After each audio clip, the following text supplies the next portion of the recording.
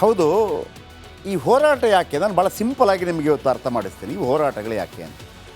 ಈ ಕುವೆಂಪು ಅವರ ಪುತ್ರ ತೇಜಸ್ವಿ ಅವರು ಒಂದು ಮಾತನ್ನು ಹೇಳಿದಾಗ ಭಾಳ ಆಶ್ಚರ್ಯ ಆಗುತ್ತೆ. ಈಗ ನಾವು ರಿಸರ್ವೇಷನ್ ಅಂತ ಇರೋದು ಯಾಕೆ ಅಂತಂದರೆ, ಯಾರೆಲ್ಲ ಹಿಂದುಳಿದವರು, ತುಳಿತಕ್ಕೊಳಗಾದವರು ಅವರನ್ನೆಲ್ಲ ಮೇಲಕ್ಕೆತ್ತಿ ಅವ್ರನ್ನ ಮುಖ್ಯವಾಹಿನಿಗೆ ತರಬೇಕು ಅನ್ನುವಂಥದ್ದು. ಪೂರ್ಣಚಂದ್ರ ತೇಜಸ್ವಿ ಒಂದು ಮಾತನ್ನು ಹೇಳ್ತಾರೆ, ನಮಗೆ ಈ ಮೀಸಲಾತಿಗಳು ಹೆಂಗಾಗ್ಬಿಟ್ಟಿದೆ ಅಂದರೆ ಎಲ್ಲರೂ ಪ್ರತಿಯೊಬ್ಬರಿಗೆ ಏನಿರುತ್ತೆ, ನಾನು ಭಯಂಕರ ಅಂತ ತೋರಿಸ್ಬೇಕು ಅಂತಿರುತ್ತೆ.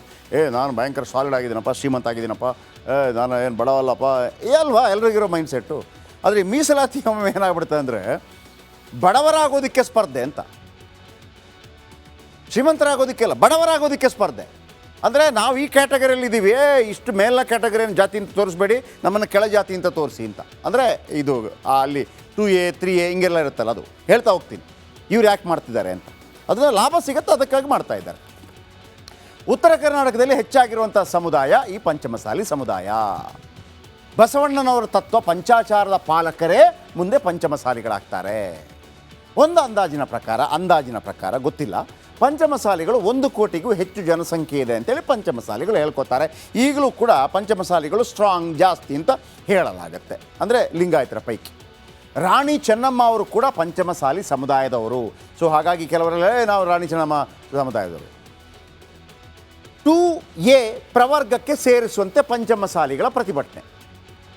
ಅಂದರೆ ನಾನು ಹೇಳಿದ್ನಲ್ವಾ, 1 2 3ಯಲ್ಲಿದ್ದಾರೆ, ಅದು ಬೇಡ ನಮಗೆ, 3Bಯಲ್ಲಿದ್ದೀವಿ ನಾವೀಗ, ನಮ್ಮನ್ನು 2Aಗೆ ಸೇರಿಸಿ ಅಂತ. 2Aಗೆ ಸೇರಿಸಿದ್ರೆ ನಿಮಗೆ ಬೆನಿಫಿಟ್ ಜಾಸ್ತಿ ಸಿಗುತ್ತೆ ಅಷ್ಟೇ. 3A ಇದ್ದೀರಿ, 2Aಗೆ ಸೇರಿಸಿ ಅಂತ. ಸೇರಿಸ್ಬೋದಲ್ಲ ಅಂತ ನೀವು ಕೇಳ್ಬೋದು. ಅಲ್ಲೊಂದು ಮಜಾ ಇದೆ, ಕೇಳ್ತೀನಿ. ಮಜಾ ಅಂತಂದರೆ ಅದಲ್ಲ, ಅಲ್ಲೊಂದು ಟೆಕ್ನಿಕಲ್ ಪ್ರಾಬ್ಲಮ್ ಇದೆ ನೋಡಿ. 34 ವೀರಶೈವ ಲಿಂಗಾಯತ ಒಳಪಂಗಡಗಳು 2Aನಲ್ಲಿವೆ. ಆಲ್ರೆಡಿ 34 ವೀರಶೈವ ಲಿಂಗಾಯತ ಒಳಪಂಗಡಗಳು 2Aನಲ್ಲಿದ್ದು 2Aನಲ್ಲಿ ಸಿಗುವಂಥ ಬೆನಿಫಿಟನ್ನು ಪಡೀತಾ ಇದೆ.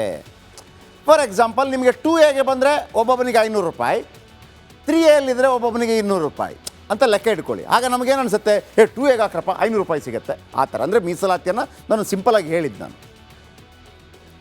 ಆದರೆ ಪಂಚಮಸಾಲಿಗಳಿಗೆ ಈ ಮೀಸಲಾತಿ ಸೌಲಭ್ಯ ಇಲ್ಲ. 34 ಉಪಪಂಗಡಗಳಿದೆ, ಲಿಂಗಾಯತ ಉಪಪಂಗಡಗಳು 2Aನಲ್ಲಿದೆ, ಅಂದರೆ ಒಳ್ಳೆ ಬೆನಿಫಿಟ್ ಸಿಗ್ತಾ ಇದೆ ಅವರಿಗೆ. ಪಂಚಮಸಾಲಿಗಳಿಗಿಲ್ಲ. ಆಯಿತು, ಪಂಚಮಸಾಲಿಗಳನ್ನು ಸೇರಿಸ್ಬಿಟ್ರಿ, ಒಳ್ಳೆ ಲಾಭ ಬರಲ್ವಾ ಅಂತ ನೀವು ಹೇಳ್ಬೋದು. ಪಂಚಮಸಾಲಿ ಬೇಡಿಕೆ ಈಡೇರಿಸೋದು ಸಿದ್ದರಾಮಯ್ಯಗೆ ಸ್ವಲ್ಪ ಜಾಸ್ತಿ ಕಷ್ಟ ಉಳಿದವರಿಗಿಂತಲೂ. ಯಾಕಂದರೆ ಈ 2A ಆಲ್ರೆಡಿ 34 ಉಪಪಂಗಡಗಳೇನಿದೆ, ಯಾವುದು ಲಿಂಗಾಯತ ಉಪಪಂಗಡಗಳು 2Aನಲ್ಲಿ ಏನಿದೆ 34 ಉಪಪಂಗಡಗಳಿದೆ, ಅದರಲ್ಲಿ ಕುರುಬ ಸಮುದಾಯ ಕೂಡ ಇದೆ 2Aನಲ್ಲಿ. ಅಂದರೆ ನೀವು 500 ರೂಪಾಯಿ ಅಂತ ನಾನು ಹೇಳಿದ್ನಲ್ಲ ಒಬ್ಬೊಬ್ಬನಿಗೆ, ಉದಾಹರಣೆ ಹೇಳಿದ್ದು ನಾನು. ಕುರುಬ ಸಮುದಾಯ ಕೂಡ ಇದೆ. ಈ ಪಂಚಮಸಾಲಿ ಲಿಂಗಾಯತರನ್ನು 2Aಗೆ ಸೇರಿಸಿದರೆ ಅಲ್ಲಿ ಯಾರಿಗೆ 500 ರೂಪಾಯಿ ಸಿಗ್ತಾ ಇತ್ತು ಅವರಿಗೆಲ್ಲ 300 ರೂಪಾಯಿ ಸಿಗೋ ಸಾಧ್ಯತೆ ಇದೆ. ಅಂದರೆ ಕುರುಬ ಸಮುದಾಯಕ್ಕೆ ದೊಡ್ಡ ಪೆಟ್ಟು ಬೀಳುತ್ತೆ ಅಲ್ಲಿ. ಯಾಕೆಂದರೆ 2Aನಲ್ಲಿರೋದು ದೊಡ್ಡ ಜಾತಿ ಕುರುಬರದ್ದು, ಕಡಿಮೆ ಆಗ್ಬಿಡುತ್ತೆ ಅವರಿಗೆ. ಹಾಗಂತ ಕುರುಬರದೊಂದು ಡಿಮಾಂಡ್ ಇದೆ. ಅದೇನು? ಅವರೇನು ಹೇಳ್ತಾರೆ, ನಮ್ಮನ್ನು 2Aಯಿಂದ ತೆಗೆದು ಬಿಡಿ, ಮತ್ತು 3Aಗೆ ಹಾಕಬೇಕಾ? ನೋ 3A 2A ನಮ್ಮನ್ನು, ಕುರುಬರು ಹೇಳ್ತಿರೋದು ನಮ್ಮನ್ನು ಇನ್ನೂ ಸ್ವಲ್ಪ ಕೆಳಗೆ ಹಾಕಿ, ಅಲ್ಲಿ 700 ರೂಪಾಯಿ ಬರುತ್ತೆ. ಉದಾಹರಣೆ ಹೇಳಿದ್ದು. ಸದ್ಯ ಸಿದ್ದರಾಮಯ್ಯ ಮುಂದೆ ಒಂದೇ ಒಂದು ದಾರಿ ಇದೆ, ಏನು? ಕುರುಬರನ್ನು STಗೆ ಸೇರಿಸೋದು. 3A 2A ST, ಇಲ್ಲಿ 700 ರೂಪಾಯಿ ಸಿಗುತ್ತೆ ಒಬ್ಬನಿಗೆ, ಇಲ್ಲಿ 500 ರೂಪಾಯಿ ಸಿಗುತ್ತೆ, ಈಗ 300 ರೂಪಾಯಿ ಸಿಗ್ತಿರೋದು. ಉದಾಹರಣೆಗೆ ಹೇಳಿದ್ದು ನಾನು ಅಷ್ಟೇ. ನಮ್ಮನ್ನು ಕೆಳಗೆ ಹಾಕಿ ಅಂತ ಅವ್ರು ಹೇಳ್ತಾ ಇದ್ದಾರೆ ಅಂತ. ಕುರುಬರನ್ನು 2Aಯಿಂದ STಗೆ ಹಾಕಿದರೆ ಅವ್ರಿಗೆ ಲಾಭ ಆಗುತ್ತೆ, ಆಗ ಇವರನ್ನು ಇಲ್ಲಿಗೆ ತರಬಹುದು. ಕುರುಬರು 2Aನಲ್ಲಿರುವಾಗಲೇ 3Aಯಿಂದ ತೊಂದರೆ ಏನಾಗುತ್ತೆ, ಕುರುಬರಿಗೆ ದೊಡ್ಡ ತೊಂದರೆ ಆಗುತ್ತೆ. ಯಾಕೆ ಕುರುಬರಿಗೆ ತೊಂದರೆ ಆಗೋದನ್ನು ಸಹಿಸಲಾರು ಅಂತಂದರೆ ಅವರು ಸ್ವತಃ ಕುರುಬ ಸಮುದಾಯಕ್ಕೆ ಸೇರಿದ ಕಾರಣಕ್ಕಾಗಿ.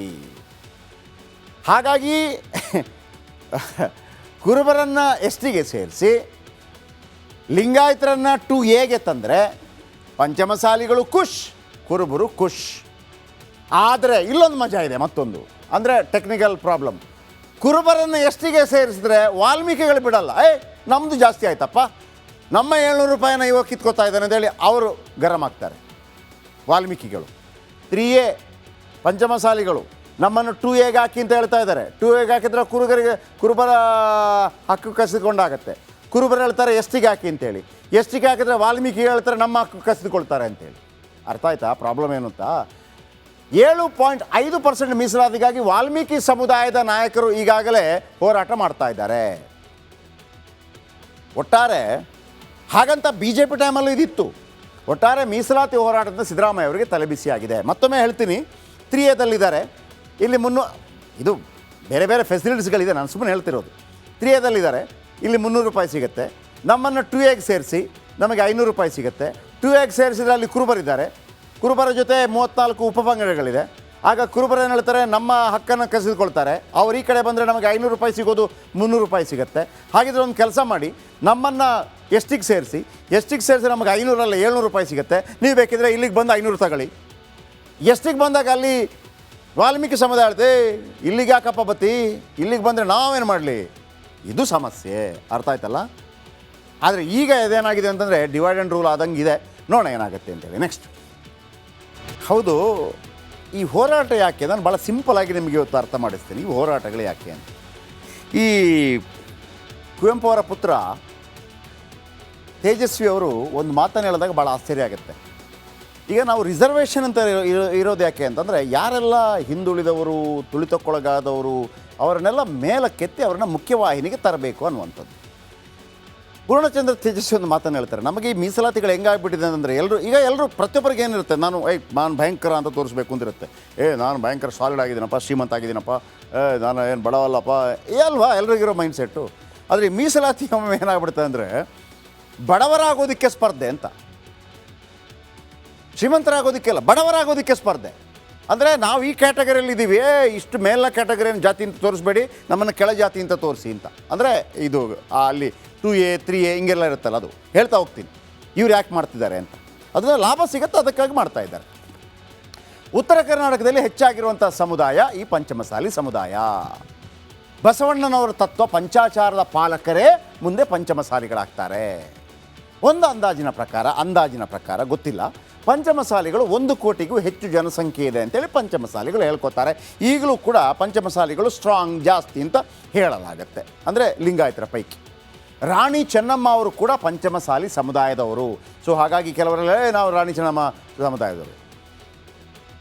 2A ಪ್ರವರ್ಗಕ್ಕೆ ಸೇರಿಸುವಂತೆ ಪಂಚಮಸಾಲಿಗಳ ಪ್ರತಿಭಟನೆ.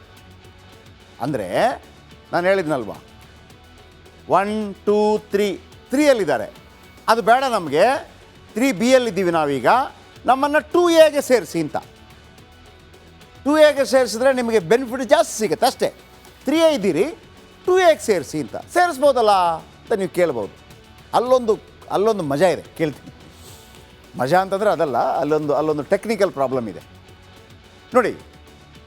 34 ವೀರಶೈವ ಲಿಂಗಾಯತ ಒಳಪಂಗಡಗಳು 2Aನಲ್ಲಿವೆ. ಆಲ್ರೆಡಿ 34 ವೀರಶೈವ ಲಿಂಗಾಯತ ಒಳಪಂಗಡಗಳು 2Aನಲ್ಲಿದ್ದು 2Aನಲ್ಲಿ ಸಿಗುವಂಥ ಬೆನಿಫಿಟನ್ನು ಪಡೀತಾ ಇದೆ. ಫಾರ್ ಎಕ್ಸಾಂಪಲ್, ನಿಮಗೆ 2Aಗೆ ಬಂದರೆ ಒಬ್ಬೊಬ್ಬನಿಗೆ 500 ರೂಪಾಯಿ, 3Aಯಲ್ಲಿದ್ದರೆ ಒಬ್ಬೊಬ್ಬನಿಗೆ 200 ರೂಪಾಯಿ ಅಂತ ಲೆಕ್ಕ ಇಟ್ಕೊಳ್ಳಿ. ಆಗ ನಮಗೇನು ಅನಿಸುತ್ತೆ, 2Aಗೆ ಹಾಕ್ರಪ್ಪ 500 ರೂಪಾಯಿ ಸಿಗುತ್ತೆ ಆ ಥರ. ಅಂದರೆ ಮೀಸಲಾತಿಯನ್ನು ನಾನು ಸಿಂಪಲಾಗಿ ಹೇಳಿದ್ದು ನಾನು. ಆದರೆ ಪಂಚಮಸಾಲಿಗಳಿಗೆ ಈ ಮೀಸಲಾತಿ ಸೌಲಭ್ಯ ಇಲ್ಲ. 34 ಉಪಪಂಗಡಗಳಿದೆ, ಲಿಂಗಾಯತ ಉಪಪಂಗಡಗಳು 2Aನಲ್ಲಿದೆ, ಅಂದರೆ ಒಳ್ಳೆ ಬೆನಿಫಿಟ್ ಸಿಗ್ತಾ ಇದೆ ಅವರಿಗೆ. ಪಂಚಮಸಾಲಿಗಳಿಗಿಲ್ಲ. ಆಯಿತು, ಪಂಚಮಸಾಲಿಗಳನ್ನು ಸೇರಿಸ್ಬಿಟ್ರಿ, ಒಳ್ಳೆ ಲಾಭ ಬರಲ್ವಾ ಅಂತ ನೀವು ಹೇಳ್ಬೋದು. ಪಂಚಮಸಾಲಿ ಬೇಡಿಕೆ ಈಡೇರಿಸೋದು ಸಿದ್ದರಾಮಯ್ಯಗೆ ಸ್ವಲ್ಪ ಜಾಸ್ತಿ ಕಷ್ಟ ಉಳಿದವರಿಗಿಂತಲೂ. ಯಾಕಂದರೆ ಈ 2A ಆಲ್ರೆಡಿ 34 ಉಪಪಂಗಡಗಳೇನಿದೆ, ಯಾವುದು ಲಿಂಗಾಯತ ಉಪಪಂಗಡಗಳು 2Aನಲ್ಲಿ ಏನಿದೆ 34 ಉಪಪಂಗಡಗಳಿದೆ, ಅದರಲ್ಲಿ ಕುರುಬ ಸಮುದಾಯ ಕೂಡ ಇದೆ 2Aನಲ್ಲಿ. ಅಂದರೆ ನೀವು 500 ರೂಪಾಯಿ ಅಂತ ನಾನು ಹೇಳಿದ್ನಲ್ಲ ಒಬ್ಬೊಬ್ಬನಿಗೆ, ಉದಾಹರಣೆ ಹೇಳಿದ್ದು ನಾನು, ಕುರುಬ ಸಮುದಾಯ ಕೂಡ ಇದೆ. ಈ ಪಂಚಮಸಾಲಿ ಲಿಂಗಾಯತರನ್ನು 2Aಗೆ ಸೇರಿಸಿದರೆ ಅಲ್ಲಿ ಯಾರಿಗೆ 500 ರೂಪಾಯಿ ಸಿಗ್ತಾ ಇತ್ತು ಅವರಿಗೆಲ್ಲ 300 ರೂಪಾಯಿ ಸಿಗೋ ಸಾಧ್ಯತೆ ಇದೆ. ಅಂದರೆ ಕುರುಬ ಸಮುದಾಯಕ್ಕೆ ದೊಡ್ಡ ಪೆಟ್ಟು ಬೀಳುತ್ತೆ ಅಲ್ಲಿ. ಯಾಕೆಂದರೆ 2A ದೊಡ್ಡ ಜಾತಿ ಕುರುಬರದ್ದು, ಕಡಿಮೆ ಆಗ್ಬಿಡುತ್ತೆ ಅವರಿಗೆ. ಹಾಗಂತ ಕುರುಬರದೊಂದು ಡಿಮಾಂಡ್ ಇದೆ. ಅದೇನು? ಅವರೇನು ಹೇಳ್ತಾರೆ, ನಮ್ಮನ್ನು 2A ತೆಗೆದು ಬಿಡಿ ಮತ್ತು 3Aಗೆ ಹಾಕಬೇಕಾ? No no no no no 3A 2A ನಮ್ಮನ್ನು, ಕುರುಬರು ಹೇಳ್ತಿರೋದು ನಮ್ಮನ್ನು ಇನ್ನೂ ಸ್ವಲ್ಪ ಕೆಳಗೆ ಹಾಕಿ, ಅಲ್ಲಿ 700 ರೂಪಾಯಿ ಬರುತ್ತೆ. ಉದಾಹರಣೆ ಹೇಳಿದ್ದು. ಸದ್ಯ ಸಿದ್ದರಾಮಯ್ಯ ಮುಂದೆ ಒಂದೇ ಒಂದು ದಾರಿ ಇದೆ. ಏನು? ಕುರುಬರನ್ನು STಗೆ ಸೇರಿಸೋದು. 3A 2A ST, ಇಲ್ಲಿ 700 ರೂಪಾಯಿ ಸಿಗುತ್ತೆ ಒಬ್ಬನಿಗೆ, ಇಲ್ಲಿ 500 ರೂಪಾಯಿ ಸಿಗುತ್ತೆ, ಈಗ 300 ರೂಪಾಯಿ ಸಿಗ್ತಿರೋದು. ಉದಾಹರಣೆಗೆ ಹೇಳಿದ್ದು ನಾನಷ್ಟೇ. ನಮ್ಮನ್ನು ಕೆಳಗೆ ಹಾಕಿ ಅಂತ ಅವ್ರು ಹೇಳ್ತಾ ಇದ್ದಾರೆ ಅಂತ. ಕುರುಬರನ್ನು 2A STಗೆ ಹಾಕಿದರೆ ಅವ್ರಿಗೆ ಲಾಭ ಆಗುತ್ತೆ, ಆಗ ಇವರನ್ನು ಇಲ್ಲಿಗೆ ತರಬಹುದು. ಕುರುಬರು 2A 3A ತೊಂದರೆ ಏನಾಗುತ್ತೆ? ಕುರುಬರಿಗೆ ದೊಡ್ಡ ತೊಂದರೆ ಆಗುತ್ತೆ. ಯಾಕೆ ಕುರುಬರಿಗೆ ತೊಂದರೆ ಆಗೋದನ್ನು ಸಹಿಸಲಾರು ಅಂತಂದರೆ ಅವರು ಸ್ವತಃ ಕುರುಬ ಸಮುದಾಯಕ್ಕೆ ಸೇರಿದ ಕಾರಣಕ್ಕಾಗಿ. ಹಾಗಾಗಿ ಕುರುಬರನ್ನು STಗೆ ಸೇರಿಸಿ ಲಿಂಗಾಯತರನ್ನು 2Aಗೆ ತಂದರೆ ಪಂಚಮಸಾಲಿಗಳು ಖುಷ್, ಕುರುಬರು ಖುಷ್. ಆದರೆ ಇಲ್ಲೊಂದು ಮಜಾ ಇದೆ. ಮತ್ತೊಂದು